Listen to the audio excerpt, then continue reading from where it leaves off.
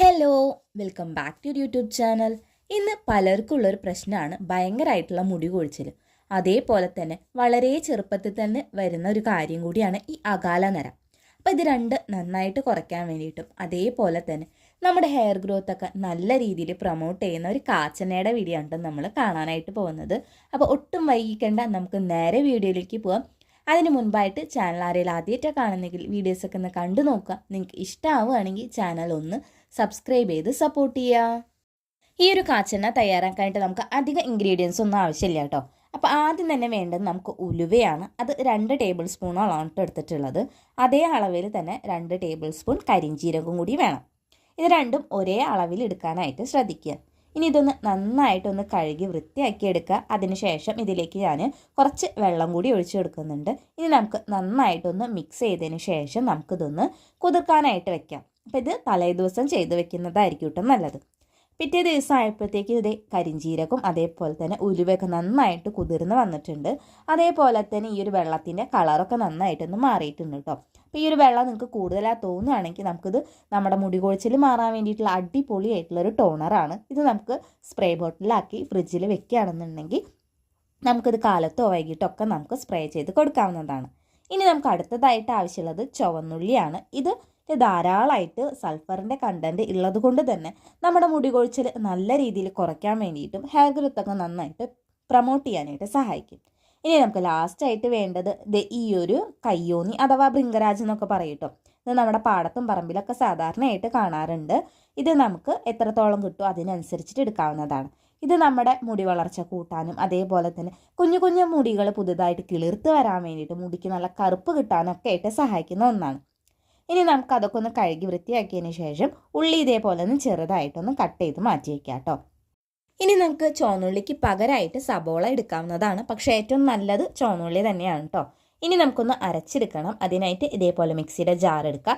അതിലേക്ക് കുതിർത്ത് വെച്ചിരിക്കുന്ന കരിഞ്ജീരകം അതേപോലെ തന്നെ ഉലുവയും കൂടി ചേർത്ത് കൊടുക്കുക കേട്ടോ. അപ്പോൾ വെള്ളം ഒഴിവാക്കിയതിന് ശേഷമാണ് ഞാൻ ചേർത്ത് കൊടുക്കുന്നത്. ഇത് നന്നായിട്ട് അരഞ്ഞ് പേസ്റ്റ് പോലെ ആവേണ്ട ആവശ്യമില്ല. നമുക്ക് ചെറുതായിട്ടൊന്ന് ക്രഷ് ചെയ്ത് കിട്ടിയാൽ മതി. ഇനി ഇതിലേക്ക് നമുക്ക് ചുവന്നുള്ളിയും അതേപോലെ തന്നെ കഴുകി വൃത്തിയാക്കി വെച്ചിരിക്കുന്ന കുറച്ച് ഭൃംഗരാജും കൂടി ചേർത്ത് നന്നായിട്ടൊന്ന് അരച്ചെടുക്കാം കേട്ടോ. ഇത് അരയുന്നില്ല എന്നുണ്ടെങ്കിൽ മാത്രം കുറച്ച് വെള്ളം ചേർത്തിട്ട് നമുക്ക് അരച്ചെടുക്കാവുന്നതാണ്. അരച്ചെടുക്കാനായിട്ട് നേരത്തെ ആ കുതിർത്ത് വെച്ചിരിക്കുന്ന ഉലുവയുടെയും കരിഞ്ജീരകത്തിൻ്റെ വെള്ളം എടുക്കുന്നത് നല്ലതായിരിക്കും. ഇതേപോലെ ഒരു തരിതരിപ്പോടെ അരച്ചെടുക്കുന്നതായിരിക്കും നല്ലത്. ഭൃംഗരാജും ഇതേപോലെ തന്നെ ഞാൻ അരച്ചെടുത്തിട്ടുണ്ട്. ഇപ്പോൾ അരച്ചെടുത്തപ്പോൾ തന്നെ ഇതിൻ്റെ കളറൊക്കെ നന്നായിട്ട് മാറി ഒരു കറുപ്പ് കളറിലേക്കാണ് കേട്ടോ വന്നിട്ടുള്ളത്. ഇനി നമുക്ക് എണ്ണ കാച്ചാനായിട്ട് വേണ്ടത് തേങ്ങാപ്പാലാണ് കേട്ടോ. ഇതിപ്പോൾ ഞാൻ കുറച്ചായിട്ട് മാറ്റി വെച്ചിട്ടുള്ള തേങ്ങാപ്പാലാണ്. ഇപ്പോൾ ഞാൻ ഫ്രിഡ്ജിൽ വെച്ചിട്ടുണ്ടായിരുന്നു. ഇത് കുറച്ച് നേരത്തെ ആയിട്ട് നമ്മൾ ഇതേപോലെ ഒന്ന് പുറത്തേക്കൊന്ന് ഇറക്കി വയ്ക്കാം. ഇനി നമുക്ക് ഈ എണ്ണ എങ്ങനെയാണ് കാച്ചെടുക്കേണ്ടതെന്ന് നോക്കാം. ആദ്യം തന്നെ ഇതേപോലെ ഒരു കട്ടിയുള്ള പാത്രം വെക്കാനായിട്ട് ശ്രദ്ധിക്കുക. അപ്പോൾ ഞാനിവിടെ എടുത്തിട്ടുള്ളത് ഉരുളിയാണ്. അപ്പോൾ ഉരുളി നന്നായിട്ട് ചൂടായതിന് ശേഷം ആദ്യം തന്നെ നമ്മൾ ഒഴിച്ചു കൊടുക്കുന്ന ഈ ഒരു തേങ്ങാപ്പാലാണ് കേട്ടോ. തേങ്ങാപ്പാൽ നന്നായിട്ടൊന്ന് ചൂടായി വരുമ്പോഴത്തേക്കും വേണം നമ്മൾ അടുത്ത ഓരോ ഇൻഗ്രീഡിയൻസ് ആയിട്ട് ചേർത്ത് കൊടുക്കാനായിട്ട്. ഇനിയിപ്പോൾ നിങ്ങളുടെ കയ്യിൽ തേങ്ങാപ്പാലൊന്നും ഇല്ലയെന്നുണ്ടെങ്കിലും കുഴപ്പമൊന്നുമില്ല. നമുക്ക് സാധാരണ നമ്മുടെ വെളിച്ചെണ്ണയിലും ഈ ഒരു എണ്ണ കാച്ചി എടുക്കാവുന്നതാണ്. തേങ്ങാപ്പാൽ നന്നായിട്ട് ഇതുപോലെ ഒന്ന് ചൂടായി കഴിഞ്ഞാൽ നമുക്ക് ഇതിലേക്ക് വെളിച്ചെണ്ണ ചേർത്ത് കൊടുക്കാം കേട്ടോ. ഞാനിപ്പോൾ ഏകദേശം ഒരു 1/2 ലിറ്ററോളം വെളിച്ചെണ്ണയാണ് ചേർത്ത് കൊടുക്കുന്നത്. പിന്നെ നിങ്ങൾക്ക് വേണമെന്നുണ്ടെങ്കിൽ നമ്മുടെ ആട്ടിയ വെളിച്ചെണ്ണ ഉണ്ടെങ്കിൽ അത് ഒന്നും കൂടി നല്ലതായിരിക്കും കേട്ടോ. അപ്പോൾ ഞാൻ കടയിൽ നിന്ന് മേടിക്കുന്ന ആ ഒരു വെളിച്ചെണ്ണയാണ് ഉപയോഗിച്ചിട്ടുള്ളത്. ഇനി ഇത് രണ്ടും കൂടി നമുക്ക് നന്നായിട്ട് ഒന്ന് മിക്സ് ചെയ്ത് കൊടുക്കാം. വെളിച്ചെണ്ണയും അതേപോലെ തന്നെ തേങ്ങാപ്പാലും നന്നായിട്ടൊന്ന് ചൂടായതിന് ശേഷം നമ്മൾ ആദ്യം അരച്ച് മാറ്റി വെച്ചിരിക്കുന്ന ഉലുവ കരിഞ്ജീരകം അതേപോലെ തന്നെ ചെറിയ ഉള്ളിയൊക്കെ ചേർത്തിട്ടുള്ള ആ ഒരു മിക്സ് ഇതിലേക്കൊന്ന് ചേർത്ത് കൊടുക്കാം. എന്നിട്ട് ഇതെല്ലാം കൂടി നമുക്ക് നന്നായിട്ട് തന്നെ ഒന്ന് മിക്സ് ചെയ്തെടുക്കാം. അതിനുശേഷം മാത്രമേ നമുക്ക് അടുത്ത ഇൻഗ്രീഡിയൻസ് ചേർത്ത് കൊടുക്കാനായിട്ട് പാടുള്ളൂ.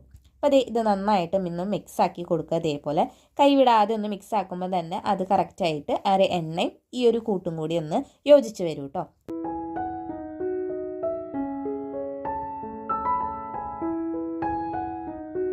ഇനി ഇതെല്ലാം മിക്സ് ആയതിനു ശേഷം മാത്രം ലാസ്റ്റ് നമ്മൾ അരച്ച് വെച്ചിരിക്കുന്ന ആ ഒരു കയ്യോന്നിയുടെ ആ ഒരു മിക്സ് ഉണ്ടല്ലോ, അതും നമുക്ക് ഇതേപോലെ ഒന്ന് ചേർത്ത് കൊടുക്കാം. ഇനി ഇതെല്ലാം കൂടി നമുക്ക് വീണ്ടും ഒന്ന് മിക്സ് ചെയ്തെടുക്കാം കേട്ടോ. എണ്ണ കാച്ചുമ്പോൾ ശ്രദ്ധിക്കേണ്ട കുറച്ച് കാര്യങ്ങളുണ്ട്. അതിൽ ആദ്യത്തെയാണ് നമ്മൾ കട്ടിയുള്ള പാത്രങ്ങൾ എടുക്കാനായിട്ട് ശ്രദ്ധിക്കണം. ഇനി രണ്ടാമത്തെ കാര്യം എന്ന് പറയുന്നത്, നമ്മൾ എണ്ണ ഒഴിച്ച് കൊടുക്കുമ്പോൾ അല്ലെങ്കിൽ ഈ ഒരു എണ്ണ തയ്യാറാക്കി എടുക്കുന്ന സമയത്ത് ഇതിൽ ഒട്ടും തന്നെ വെള്ളത്തിൻ്റെ അംശം ഉണ്ടാവാനായിട്ട് പാടില്ല.